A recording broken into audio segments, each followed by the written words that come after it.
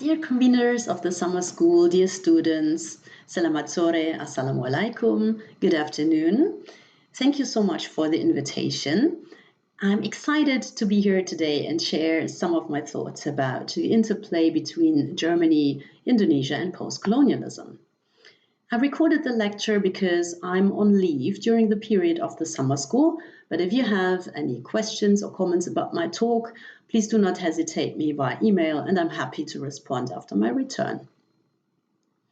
Today I will examine the relationship between Germany, Indonesia and postcolonialism based on two examples, an autofictional text about Indonesia by a German author and the case of the Documenta 15.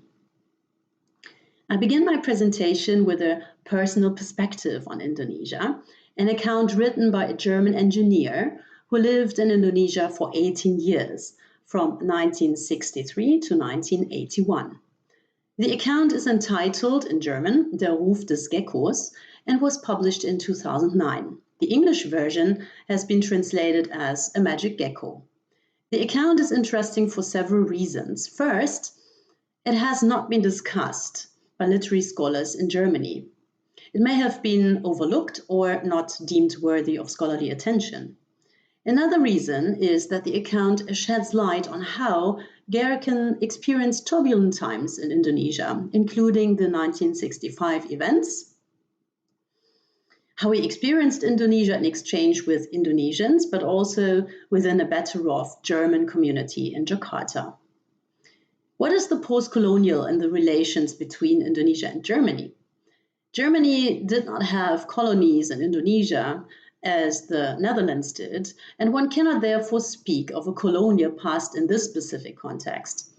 Nevertheless, Germany, though not as prominently as the USA, was involved in historical events that fit what Ashcroft, Griffiths, and Tiffin write in The Empire Writes Back. Quote, "We use the term post-colonial, however, to cover all the culture affected by the imperial process from the moment of colonization to the present day." Unquote. The events of 1965, as I argue, are indicative of such an imperial process.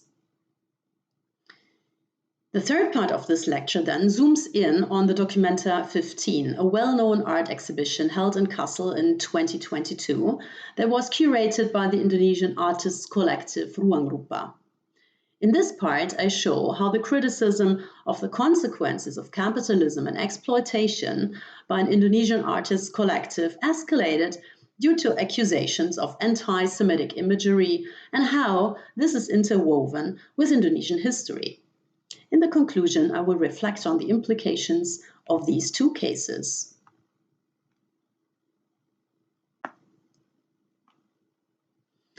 Der Ruf des Geckos is a 436 pages long account of Horst Geerken's 18-year-long stay in Indonesia. It is autobiographical in nature, as the author and the autobiographical self are one. However, it is autofictional as well, as it contains fictional enrichments that are associated with autofiction. The term autofiction is based on the presumption that each autobiography uses fictional elements, as pointed out by Wagner Egelhaf in 2013. The reason for the gecko on the cover of this account is that the gecko is used as a symbol of Geerken's luck in Indonesia. He describes how the gecko often called 9 times when he lived in Jakarta, which he saw as a prediction of success and luck. So what is Geerken's background? He was born in 1933 and he experienced World War II in Germany as a child. Later, he loved traveling and he developed an interest in engineering when he was still very young. He studied telecommunication and in summer 1959 he left for the USA to work for a rudder station near Buffalo. The purpose of this rudder station was to prevent attacks from the Soviet Union, and Geerken explicitly mentions that he had to take an oath with his employer that he was not a communist and also would not become one in the future. He narrates how in 1961 he suddenly received an offer from the German company AEG Telefunken, specifically its branch in New York, the offer to work for Telefunken in Indonesia as resident engineer. As such, he would be responsible for the entire Indonesian archipelago for Telefunken. A few years later, Singapore, Malaysia, the Sultanate of Brunei, and the Philippines were also added to his area of responsibility. According to his account, the reasons for accepting this offer were threefold. First, he regarded it as a new challenge. Second, he was attracted by it because Indonesia was an area he had never visited before. He narrates how Indonesia inspired his dreams. The third reason, as you can see on the slide, was strongly connected to his own haunted past, his memory of World War II as a child. He wanted to leave the US because he was supposed to serve in the military, something he strongly disliked because he feared that his own haunted past might be revived. He writes, quote, "I was going to be drafted into military service anyway, even though I was not a US citizen, but only had a so-called green card. Of course, I wanted to avoid that at all costs, especially since as a war child in Germany, I belonged to the so-called white cohorts, i.e. the cohorts who had been spared military service. This concerned the cohorts who, as children and adolescents, had experienced the cruelties of war for the civilian population in its full severity." Unquote.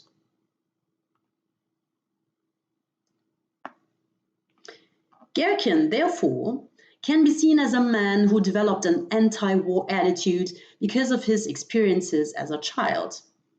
As a trained telecommunication engineer, he wanted to use his expertise for something constructive, in this case to build a telecommunications network in Indonesia.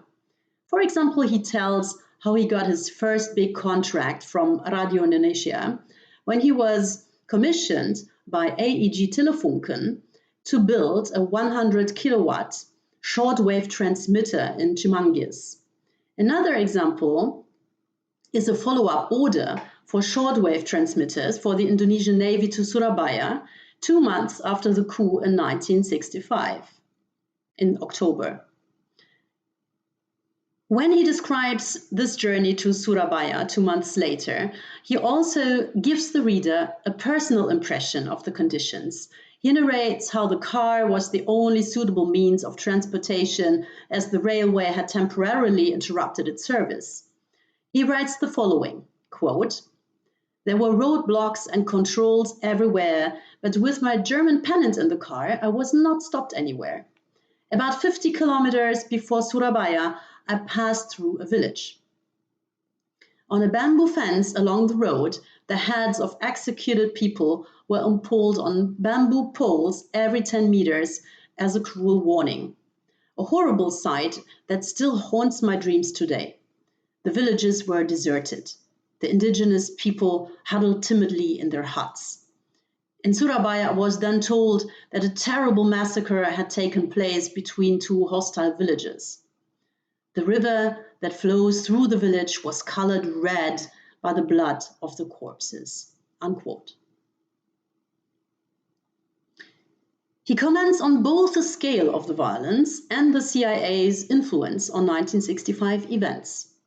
He writes that according to information from the former US ambassadors, the US Embassy in Jakarta and the CIA handed over lists with many thousands of names and addresses of suspected communists to the Indonesian military, and that these people were then systematically targeted for elimination by the Indonesian military without charge or trial. He places this in the context of what he calls the communist mania in the US in this period, the great fear of communists expressed by Eisenhower with his domino theory.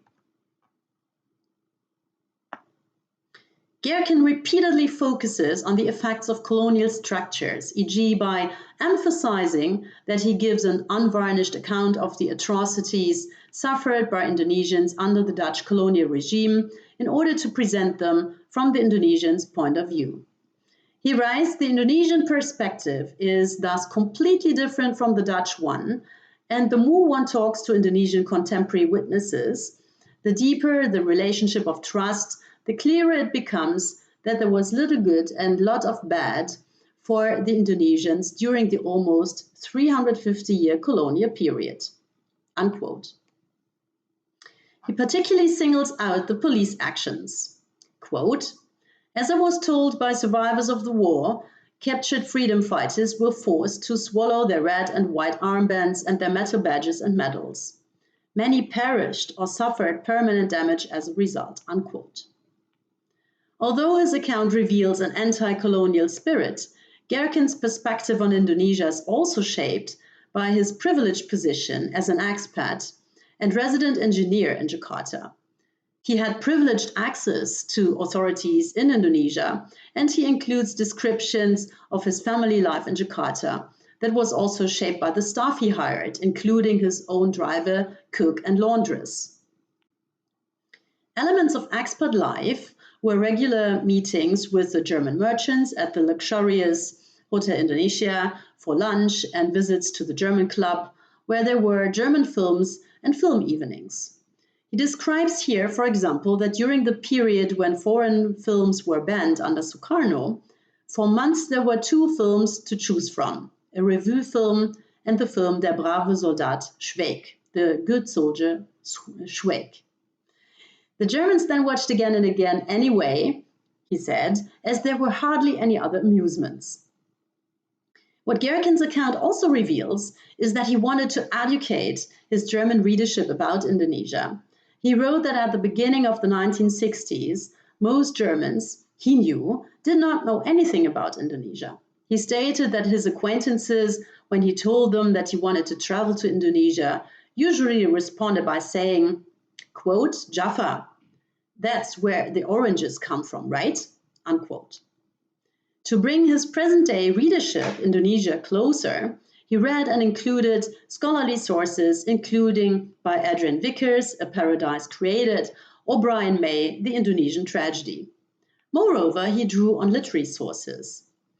As far as Indonesian authors are concerned, he refers to Pramudia Anantatur and Umar Khayyam. In the context of the former, he mentions the German translation of Nyanyi Sunyi Serong Bisu in the context of the imprisonments of alleged communists on the island of Buru. Pramudia Anantatur was imprisoned on Buru for 11 years, and he wrote Nyanyi Sunyi Serong Bisu there.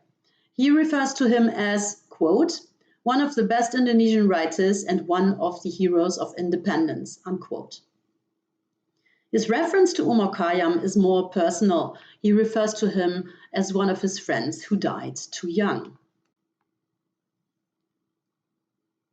So, to what extent is this account post-colonial? To address this question, it is useful to look for absences and presences. In other words, what is mentioned and what is not discussed, and why. This may help us better understand the perspectives of the writer concerned, in this case, Geerken. His account shows that he was obviously averse to colonialism and its consequences. As a German, he thought it was comparatively easy to gain the trust of the Indonesian population.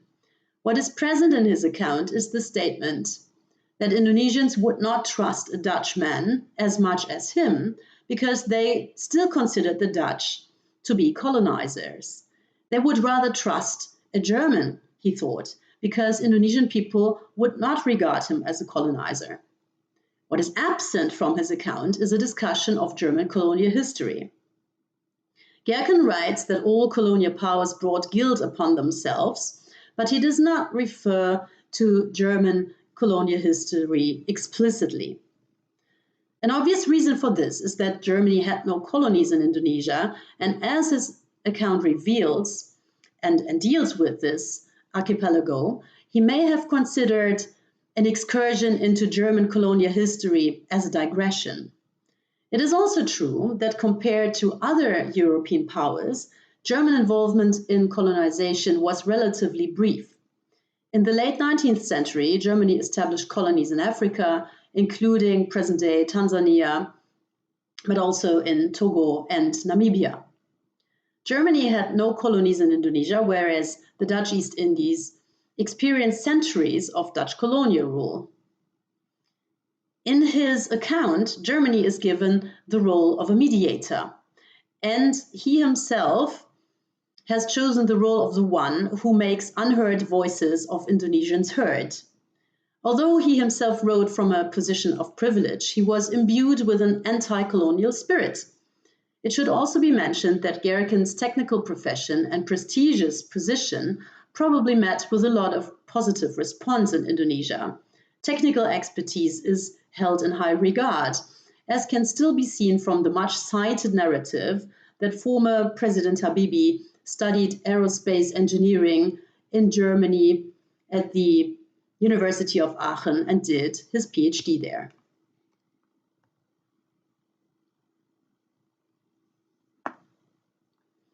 It seems that there are no easy binaries in Geerken's account. Boundaries between the colonial and post-colonial are blurred. This leads me to a brief excursion to Ashcroft, Griffith, and Tiffin's The Empire Writes Back. They write that the term post-colonial should not be seen as a binary opposition, such as black colonized and white colonizers.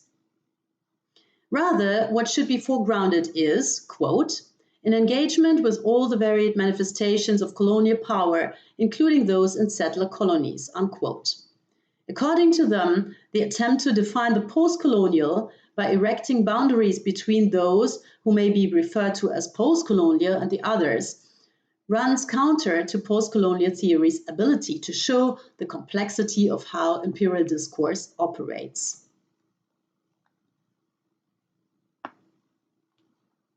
An interesting case to have a look at this complexity is the Bandung Conference, 1955. This conference was organized by 5 countries: Indonesia, Sri Lanka, Pakistan, India, and Burma. This conference was attended by representatives from 29 Asian and African countries with the aim of bringing the newly liberated nation-states closer together against European colonial powers. Among other things, the conference was marked by the following deliberations. The organizers felt too little involved in decisions of Western states affecting Asia. They rejected colonialism, and Indonesia wanted to assert itself in the dispute with the Netherlands over Irian Jaya. On occasion of this conference, the participants declared that they opposed the, quote, subjection of peoples to alien subjection, domination, and exploitation, unquote. This is contained in the Bandung Declaration, 1955. In the opening address, former President Sukarno famously stated, quote, we are often told colonialism is dead.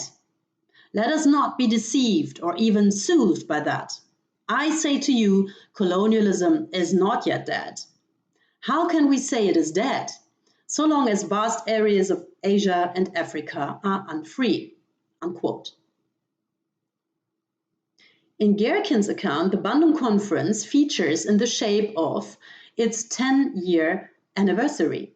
He describes how the Senayan Stadium was attended by more than 100,000 people who were eager to listen to Sukarno's appeal to people living in Asia and Africa to free themselves from paternalism. He reveals how Sukarno rejected American influence, including symbols such as cars. Germany, in turn, became more attractive, which was again symbolized by the replacement of American by German prestigious cars for government representatives.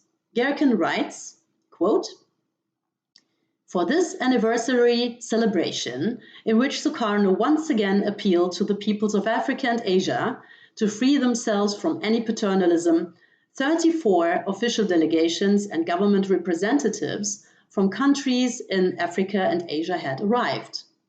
The whole city was flagged and decked out. The Hotel Indonesia had huge neon signs reading, "The spirit of Bandung that renews the world." I was able to get a press pass for Sukarno's performance at the Senayan Stadium and was there in the front row. The entire government elite drove up in a fleet of brand new limousines. Shortly before, all American government and official vehicles had been scrapped. Instead, several hundred top models of Mercedes and Opel were purchased in Germany. Among them were 6 luxury versions of the Mercedes 600, 2 of them for the president, and 100 Mercedes 300s. Unquote.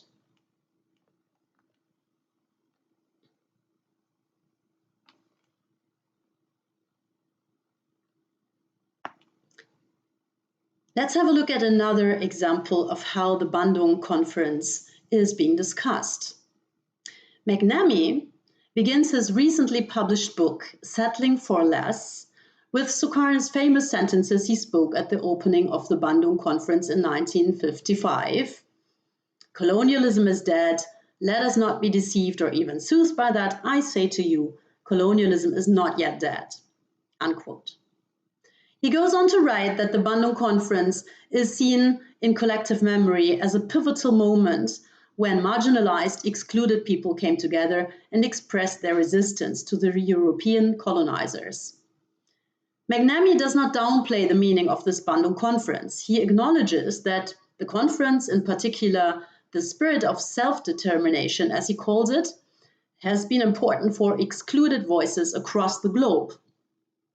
However, he makes the point that colonization should not only be associated with whiteness. He writes, quote, "Even the most vocal proponents of decolonization like Indonesia can coercively settle the lands of indigenous peoples." Read West Papua. And even white settler states like Australia can, under the right circumstances, become vocal proponents of indigenous sovereignty. Unquote. He uses the Bandung Conference as a case to reveal an irony. Sukarno voiced his strong opposition against colonialism, while he laid the groundwork for something that can be considered colonialism in West Papua. One of the reasons for the Bandung Conference being held in 1955 was that Sukarno wanted to find people to support Indonesia's claim to West Papua. McNamee writes, quote, "The irony that the Bandung Conference was complicit in producing a condition in West Papua that looks distinctly like alien subjugation, domination, and exploitation has not been lost on indigenous activists. On the 60th anniversary of the Bandung Conference, a leading West Papuan liberation group sent a statement to all foreign embassies in Jakarta claiming, 'It is Indonesia today that holds West Papua as a colony. Today, the time has come to end colonial rule and permit West Papuans a genuine act of self-determination.' West Papuans, it would seem, agree with Sukarno. Colonialism is not yet dead." Unquote. McNamee suggests that what he calls violent dispossession of West Papuans by settlers goes against Indonesia's core principles, unity and diversity, and live and let live, both mentioned by Sukarno on occasion of the Bandung Conference.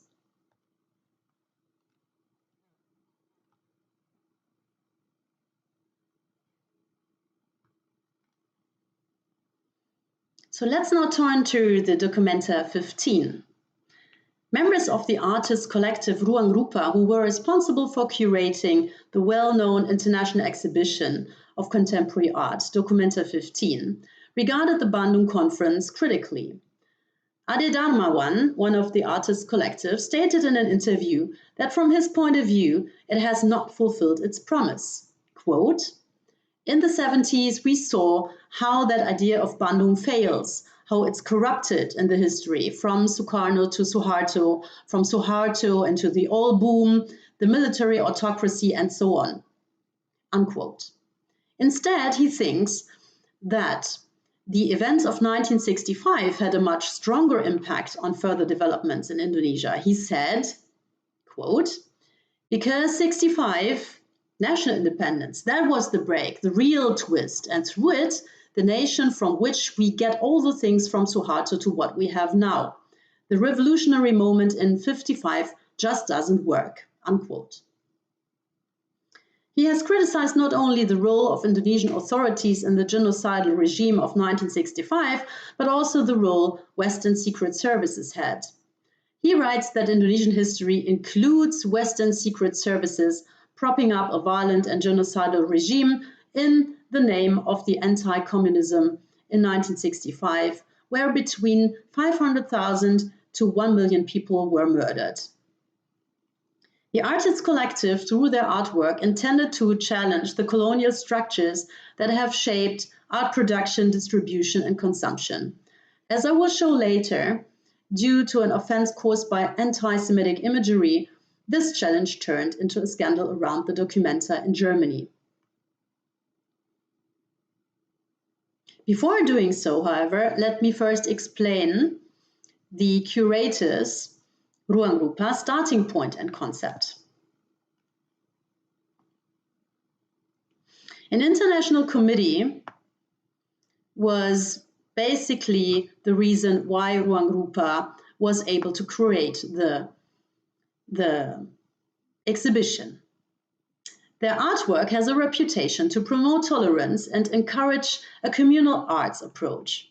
They foster participation through lumbung, the rice barn, as a curatorial practice.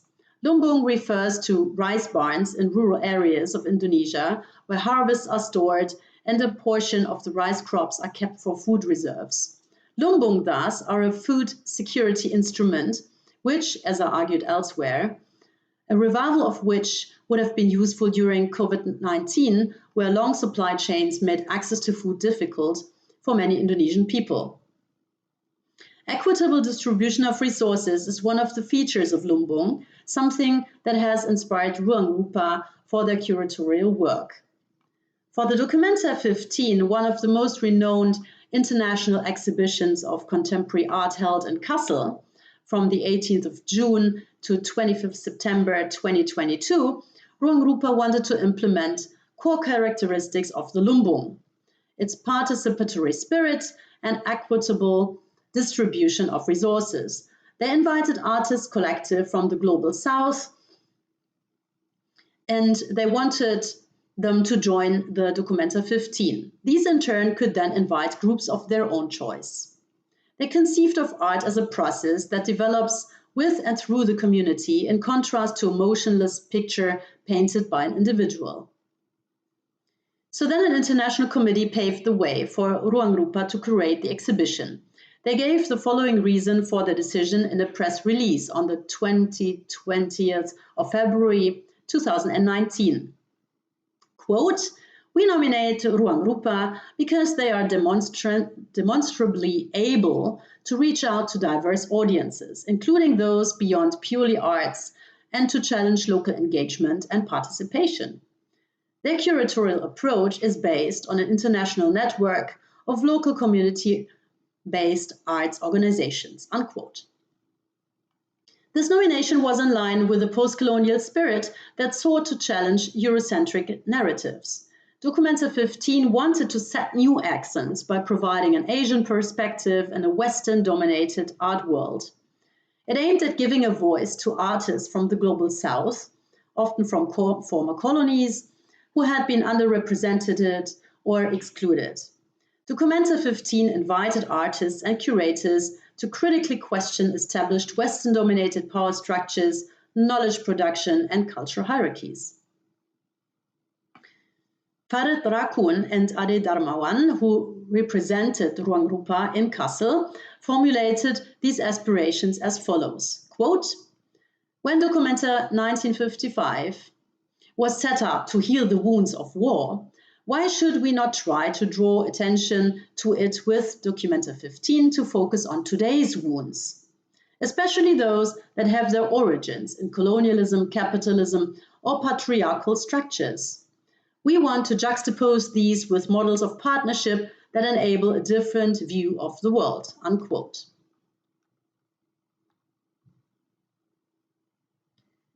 So Ruang Rupa did not intervene when Taring Padi's artwork, The People's Justice, was shown at Documenta 15.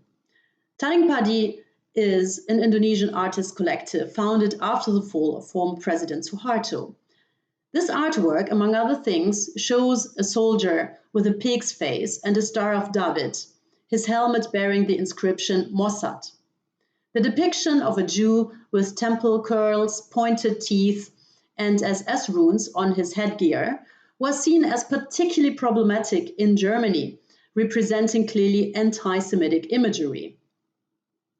Quote, "Both pictures are clearly anti-Semitic," unquote, said Meron Mendel, for example, the director of the Anne Frank Educational Center in Frankfurt am Main. The allusion to the Israeli Secret Service cannot be reduced to a criticism of Israel, so Mendel accused Tarinkpadi of using stereotypes that have been used for centuries to show Jews in a slanderous way. One reason why anti-Semitic imagery has caused outrage in Germany is, of course, Germany's own past. During World War II, the Nazis killed almost 6 million European Jews. The remembrance of the Holocaust and the wish for it never to happen again is very prominent in Germany. Anti-Semitism in any shape is therefore particularly sensitive in Germany. As anti-Semitism accusations then became louder, including from representatives of the Jewish community in Germany, Tarinkpadi, Ruanggrupa, and the management decided to cover the heavily criticized banner of the Indonesian Artist Collective and later dismantle it. So this is what you can see on this slide. Tarinkpadi realized that even just covering the image would not be sufficient. On the 24th of June 2022, they apologized as follows, quote, "We deeply regret the extent to which the imagery of our work, People's Justice, has offended so many people. We apologize to all viewers and the team of Documenta 15, the public in Germany, and especially the Jewish community. We have learned from our mistake and recognize now that our imagery has taken on a specific meaning in the historic context of Germany. Therefore, we removed the banner from our exhibition together with Documenta 15, unquote. So what was their intention when they created the artwork People's Justice? Tarinkpadi, as quoted in the Jakarta Post, addressed this question as follows, quote, "The 8 by 12 meter People's Justice banner was created collaboratively by numerous members of our collective in 2002 in Jakarta, Indonesia. The image was created against the backdrop of the difficult living conditions we had experienced under a military dictatorship in which violence, exploitation, and censorship were commonplace. Like many of our artworks, the banner seeks to expose the complex power relations behind these injustices. In particular, it addresses the mass murder of more than 500,000 people in Indonesia in 1965, which has not been addressed to this day," unquote. They intended to criticize the role of the Western secret services, Israel's and America's, in supporting the Suharto regime that was responsible for the murder of several 100,000 communists. It should be noted here as well that according to research by t-online.de, which evaluated documents from the holdings of the German Federal Intelligence Service, the Federal Republic of Germany cooperated with the military in 1965. According to this research, one of the files contained the idea of secretly funding the putschists with 1.2 million German marks. The German government denies the allegations of involvement to this day.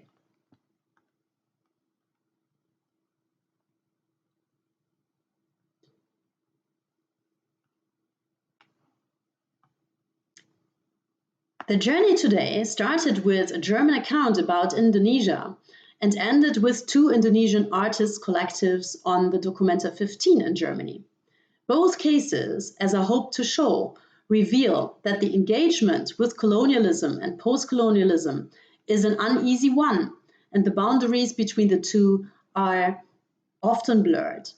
Dark episodes of German and Indonesian history are still haunting the present. In the case of 1965, the past still seems to be insufficiently dealt with in both countries. Geerken's account is driven by an anti-colonial spirit. One of his aims is to shed light on the atrocities of the Dutch colonial regime. In Geerken's account, he assigns himself the role of a mediator, a spokesperson for Indonesians who were oppressed by the Dutch colonial power. As a German who has no colonial past in Indonesia, he thinks that he has a position as a trustworthy person. He provided his expertise as an engineer to Indonesia. However, he wrote from a position of a white privileged person who had several servants to make his and his family's life more comfortable. An uneasy relationship between the colonial and post-colonial is revealed in McNamee's book. He insightfully reveals how the Bandung Conference, which has rightfully been regarded by members of marginalized countries and communities as a source of inspiration for their struggle against colonialism, but also the location where the way was paved for Indonesia's claims to West Papua. He makes this clear in the sentence, quote, "West Papuans, it would seem, agree with Sukarno, colonialism is not yet dead," unquote. The case of the Documenta 15 sheds light on another uneasy relationship between the colonial and post-colonial. Although Ruang Rupa stands for post-colonial ideas and was chosen to implement their Lumbung concept that is based on participation and equitable share of resources, the anti-Semitic imagery by Taring Padi seems to draw on colonial imagery itself. As Wulan Dirgantoro and Ellie Kent have pointed out, anti-Semitic sentiments were stirred up by colonial officials during the 19th century in Southeast Asia because through them, stereotypes about Jews were transferred to the local Chinese population. What is important, I think, is that young people identify crucial points, breaking points, and critically question developments, be it in the arts, literature, and politics. I have therefore prepared 2 discussion questions and invite you to discuss them after my talk. Regarding the Documenta, it's the following. Who is responsible for understanding taboos in art and integrating them into alternative models of knowledge exchange when they are imported into a new context? Regarding Geerken's report, once again, I would like to emphasize that it's helpful to look for absences and presences and their meanings.